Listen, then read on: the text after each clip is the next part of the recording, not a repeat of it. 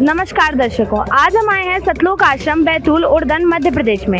यहाँ हम जानेंगे कि संत रामपाल जी महाराज जी के ज्ञान आधार पर जो आध्यात्मिक प्रदर्शनी लगाई जाती है वह कैसी है। यहाँ हम जैसे कि जानते हैं कि संत रामपाल जी महाराज जी के द्वारा भव्य समागम का आयोजन किया जा रहा है जो 3 दिन तक चलेगा, जिसमें लगातार पाठ चलेगा। यह संत रामपाल जी महाराज जी के 74वें अवतरण दिवस के उपलक्ष्य में मनाया जा रहा है। तो आइए देखते हैं कि संत रामपाल जी महाराज जी के ज्ञान आधार पर जो आध्यात्मिक प्रदर्शनी है वह कैसी है। यहाँ पर हम देखेंगे कि संत रामपाल जी महाराज जी ने जो ज्ञान दिया है उसमें बताया है कि कबीर साहेब पर 52 बार आक्रमण किया गया था, 52 बार उन्हें मारने की कोशिश की गई थी, पर वह कैसे बचते हैं। तो हम यहाँ पर देखते हैं कि जनता और नकली धर्मगुरुओं के बहकावे में आकर दिल्ली के बादशाह सिकंदर लोधी गंगा दरिया में डुबोकर मारने के लिए परमेश्वर कबीर साहिब जी को हथकड़ियाँ और तोप लगाते हुए। तो यहाँ पर आप देख सकते हैं कि कबीर साहिब को हथकड़ियाँ पहनाई है। जो शेख तकी था, उन्होंने जो मुसलमान का धर्मगुरु था, उन्होंने कबीर साहिब को हथकड़ियाँ लगाई हैं।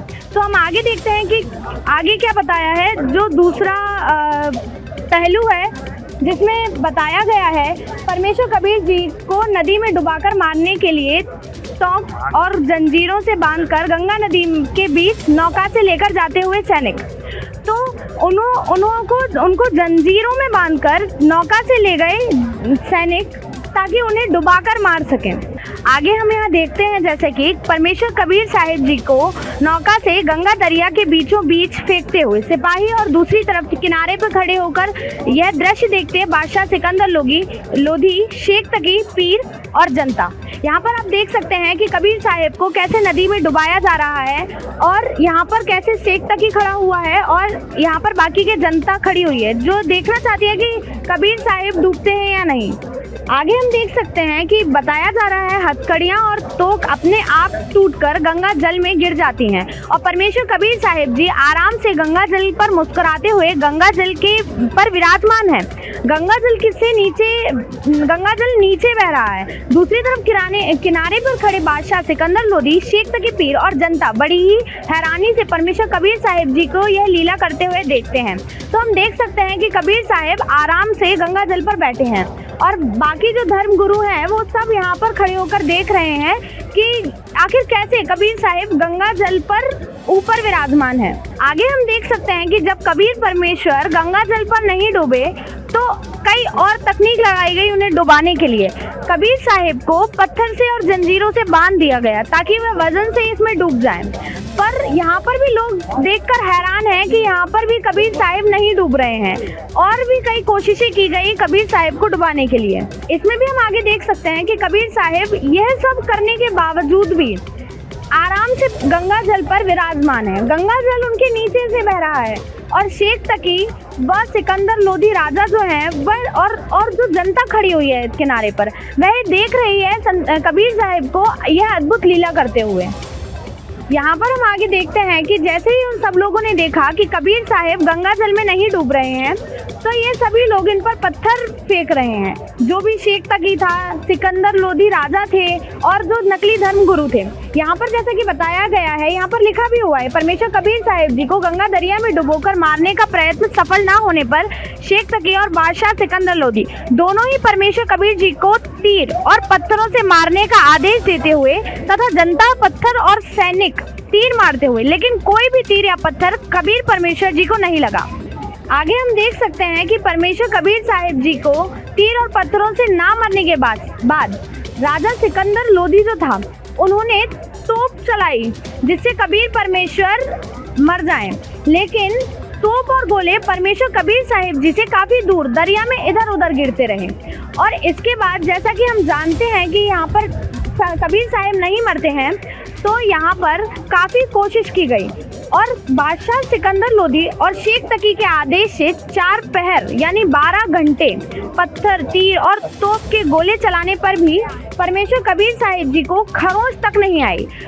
तब अपने बच्चों को परेशान होते हुए यानी कबीर परमेश्वर अपने बच्चों को परेशान होता देख स्वयं ही गंगा दरिया में डूबने की लीला कर रहे थे। परमेश्वर कबीर साहिब जी और किनारे पर खड़े शेख तकी पीर कबीर साहिब जी को मृत समझकर अल्लाह का शुक्रिया अदा करते हैं। आगे हम देख सकते हैं कि परमेश्वर कबीर साहिब जी जब परमेश्वर कबीर साहिब जी डूब जाते हैं, ऐसा सबको लगता है, जो कि कबीर परमेश्वर एक लीला कर रहे थे, पर जो शेख तकी है वह इस चीज़ की खुशी मनाता है कि जो कबीर साहिब है वो डूब चुके हैं।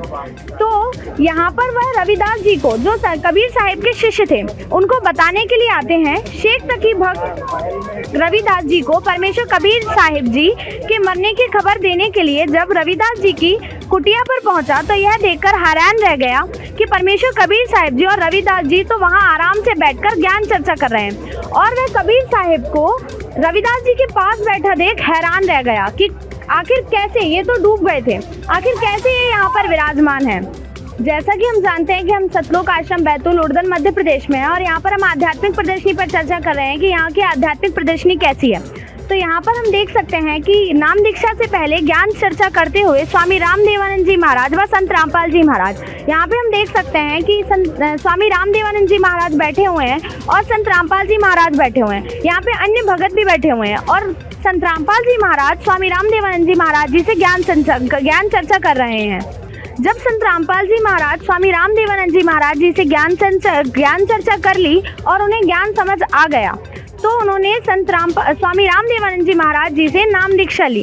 इस आध्यात्मिक प्रदर्शनी में हम देख सकते हैं कि जो तत्वदर्शी संत रामपाल जी महाराज जी हैं, उन्होंने यहाँ पर प्रमाण दिया हुआ है।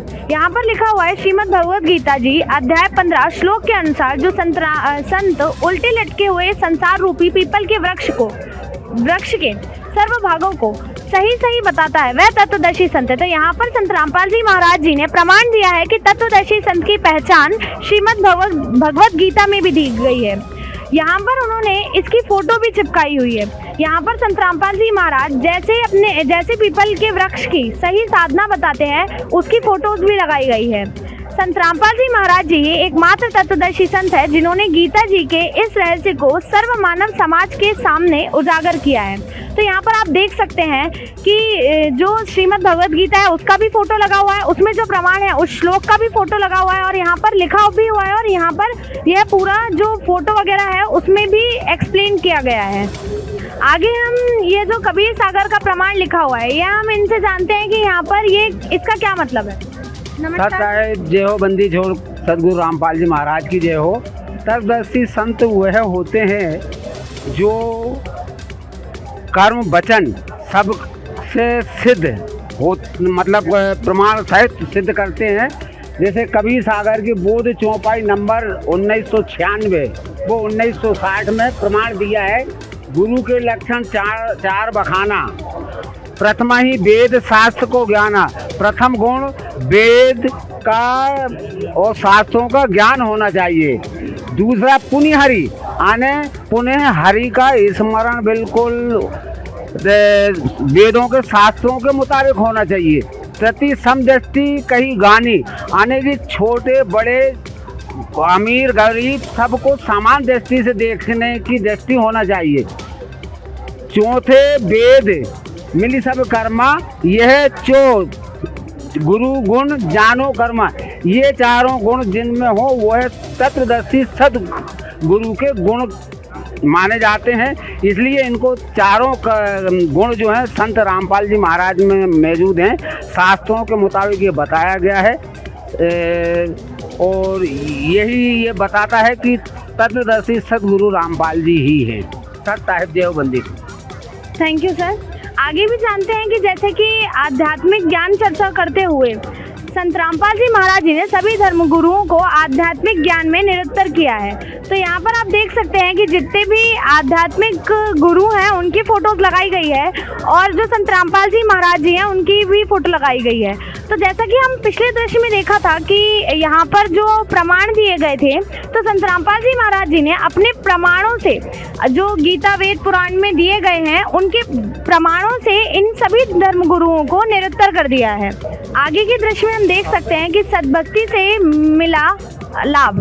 तो जो सद्भक्ति करते हैं उन लोगों को जो लाभ मिले हैं, आप यहाँ पर ऐसे ऐसे लाभ देखेंगे जो हम सोच भी नहीं सकते कि वो ठीक हो सकते हैं। जैसे गर्दन के कैंसर से पाई निजात, 16 साल पुरानी भूत प्रेत बाधा से मिली राहत, पेट के कैंसर का हुआ इलाज और ऐसे अनेकों अनुभव के लिए जो संत रामपाल जी महाराज जी का यूट्यूब चैनल है, आप उस पर भी देख सकते हो। ऐसा यहाँ पर बताया गया है और यहाँ पर QR स्कैनर भी लगाया गया है जिससे संत रामपाल जी महाराज जी के चैनल पर आप डायरेक्ट पहुँच सकें। यहाँ हम देख सकते हैं कि संत रामपाल जी महाराज जी के मुख्य उद्देश्य लिखे हुए हैं। यहाँ पर नंबर 1 पर लिखा है भ्रष्टाचार को समाप्त करना, भ्रूण हत्या जैसे पाप को समाप्त करना, हिंदुस्तान को विश्व गुरु रूप में स्थापित करना, अमीरी गरीबी की खाई को मिटाना, विश्व में शांति प्रेम भाईचारा समृद्धि स्थापित करना, पाखंडवाद को जड़ से समाप्त करना।